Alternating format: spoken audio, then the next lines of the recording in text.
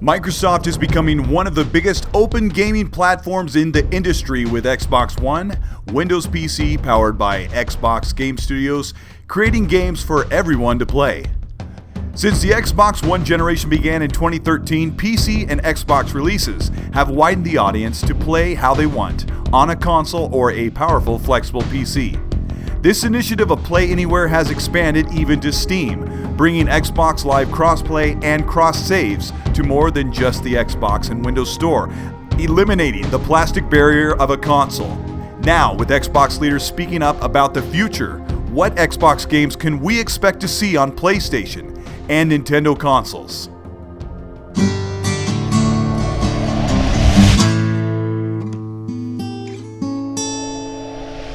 This is Colt Eastwood. Thanks for stopping by today. I'm a multi-platform gamer that creates Xbox-centric content in an effort to clear up information shared about the platform that happens to be my favorite place to play a large majority of games. The culture of the PlayStation market dominance has clouded the perception of what Xbox was and what it is becoming. And I'm going to clear that up for you by showing you what games are staying on the Xbox ecosystem and which ones won't. This is my disclaimer. I get around 1,000 comments a week on my channel, and I get an oft-repeated mocking comment regarding exclusivity, quote, "Without exclusives, the console will die and Microsoft won't make another Xbox." So you still think that Microsoft won't continue to make an Xbox console? When? 2026? 2028 after the Xbox Scarlett generation closes? No, Microsoft sold half as many consoles as the PlayStation this generation and still has made 2 new consoles and plan on making another after the Scarlett.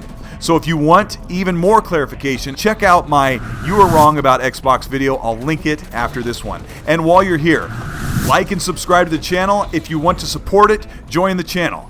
Alright, ready? Let's get right to it. Recently, head of studios for Xbox, Matt Booty, was interviewed by Game Informer, and they asked him a direct question: if Xbox games will be coming to PlayStation and Nintendo Switch. Xbox Game Studios, the conglomerate of some 15 studios, are tasked with bolstering up the Xbox ecosystem with first-party games after years of low delivery for the Xbox One. Matt Booty is the head of these studios that are made up of newly acquired teams that are finishing up previously committed franchises and titles.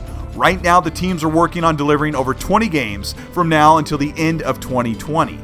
The reason why Game Informer asked about Xbox games going to PlayStation and Switch is because several games right now are releasing as multi-platform out of the gate. Let's take a look at Outer Worlds, a big game from Obsidian, a space RPG that is owned and published by Private Division, tied to the publisher 2K. Microsoft's Xbox Game Studios owns Obsidian and the IP, or the rights, to a sequel. Matt Booty said that he wants Outer Worlds to be an enduring franchise for the Xbox. Outer Worlds 2 would stay on Xbox Live and not go to PlayStation or Nintendo consoles. There are some peculiar exceptions, games that will go and stay multi-platform even though they are from Xbox Game Studios. And that's where Xbox Game Studios starts to look a bit like a chameleon. A set of Xbox studios making games for everyone. Literally everyone inside and outside of the Xbox Live platform. One of the most ironic aspects of this Xbox games going to PlayStation and Switch is that PlayStation hardcores are looking from the outside, celebrating the biggest successful Xbox games going to PlayStation. Recently, IGN posted, quote, "Which Xbox games would you like to have on PlayStation?" Suddenly, the trifecta of Halo, Gears, and Forza became very desirable for PlayStation owners that have not had a killer high-rated exclusive first-person shooter, a third-person shooter, racer, or rarely any big multiplayer cooperative games on the PlayStation. In fact, it is the 4 things missing on the PlayStation, even with the best multi-plat versions of shooters and racers rating lower than Halo, Gears, and Forza. Let's look at what is really coming to PlayStation and maybe the Nintendo Switch. Double Fine is a recent addition to Xbox Game Studios. This team is known for making quirky, colorful adventure games, and the all-new Psychonauts 2 and Rad are being developed, and Matt Booty has clued in Game Informer that these AA indie-style games will likely be multi-platform. Now, what does Microsoft and Xbox have to gain from releasing a potential exclusive on competing platforms? Well, revenue. Like it or not, the biggest, most profitable game on PS4 is not God of War, Uncharted, or even the record-breaking Marvel's Spider-Man. Want to guess? It's not even Call of Duty or Fortnite. The most profitable game on PS4, even in 2019, is Microsoft's own Minecraft. Minecraft is ubiquitous on nearly every device imaginable and has made Sony's PlayStation division a lot of money, but even more for Microsoft's Xbox gaming division. So why Double Fine's AA games and not Sea of Thieves? Matt Booty explains that some single-player games are a good fit for other platforms, but network-heavy titles, in other words, multiplayer and cooperative games, something Sony's PlayStation does not excel at with the first party, will be reserved for Xbox Live. Microsoft and Xbox want the best experience possible online, and that is under the direction, security, and strength of Xbox Live. Yes, PS4 exclusives have sold incredibly well and helped sell millions of consoles for Sony. But the power of a really great game, unlocked to more customers, have propelled a game like GTA 5 to the most sold list 6 years long after its initial release. Sony is set on keeping their games locked behind a console purchase, timid to open the PlayStation Network beyond their hardware. This takes us back to Minecraft, doing the opposite. There is a new RPG, Minecraft Dungeons, coming to all consoles and PC next year. Minecraft is established as a worldwide property for everyone to play without being walled behind a plastic exclusivity barrier, and it has made the game so much bigger. Microsoft intends to keep it that way, making software revenue that most exclusives only dream of on the biggest install base. In Exile's Wasteland 3 is another multi-platform game that could be coming to competing consoles, and it is likely that their next two games, another Wasteland game in a couple of years, and a VR game coming only to PC and not PSVR as far as we know. And that's it.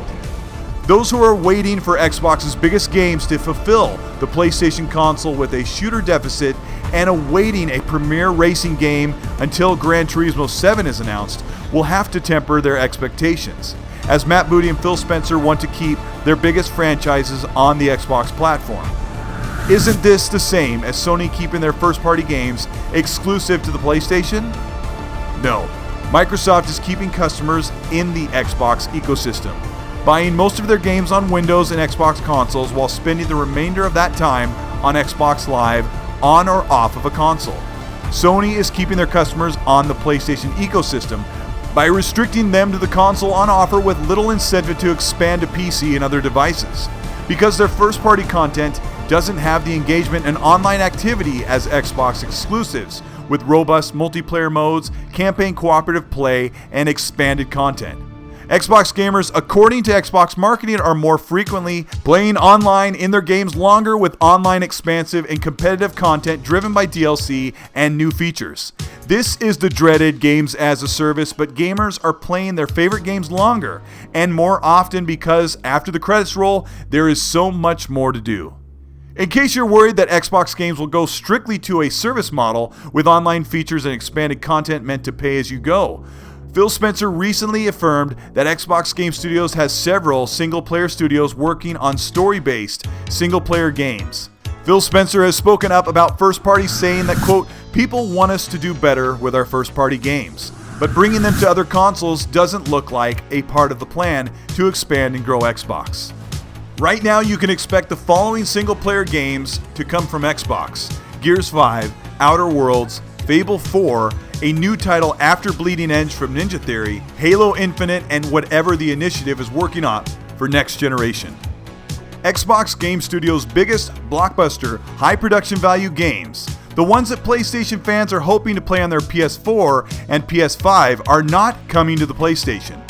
As open as the Xbox ecosystem is, expanded console, Steam, and Windows, the flagship franchises that draw gamers into the platform, keeping them there with great services like Xbox Game Pass, the world's best console and controller, and the home for shooters, racers, and soon, some of the biggest surprise and delight titles to come from new teams with decades of experience making the games we love and the ones we will play in the future.